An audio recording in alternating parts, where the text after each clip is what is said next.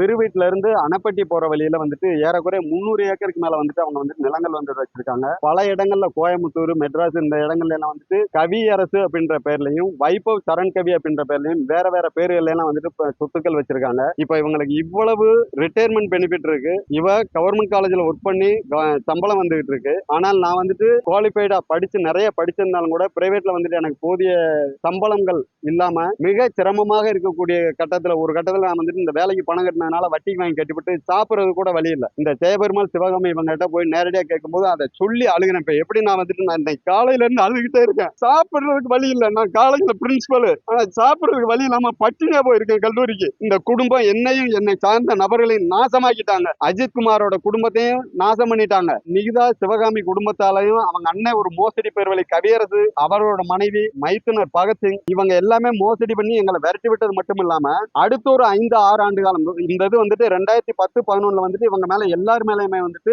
Thirumangalam, Karur side, Coimbatore, Madras இப்படி பல இடங்கள்ல அவங்க மேல கேஸ் இருக்குன்னு நினைக்கிறேன். இதுகளெல்லாம் நடந்ததுக்கு பின்னாடி அந்த பகத்சிங் அப்படிங்கிறவன் வந்துட்டு 16-17 இருக்கும்னு நினைக்கிறேன். உசிலம்பட்டி பக்கம் கல்லூத்து பெருமாள்வட்டி அப்படிங்கிற பகுதியை சார்ந்த ஒரு நபர்கிட்ட வந்துட்டு பெட்ரோல் பங்க் லைசன்ஸ் வாங்கி தரேன் அப்படின்னு சொல்லி அவங்க கிட்ட 8 லட்சம் ரூபாய் அப்புறம் மோசடி பண்ணிருக்காங்க. ஏற்கனவே பல இடங்கள்ல மோசடி பண்ணி கோடிக்கணக்கில் பணத்தை சுருட்டிக்கிட்டு எங்களை எல்லாம் விரட்டி விட்டது மட்டும் இல்லாம அடுத்த 5-6 ஆண்டுகள் கழிச்சு அவங்க வந்துட்டு மோசடி பண்ணிருக்காங்க.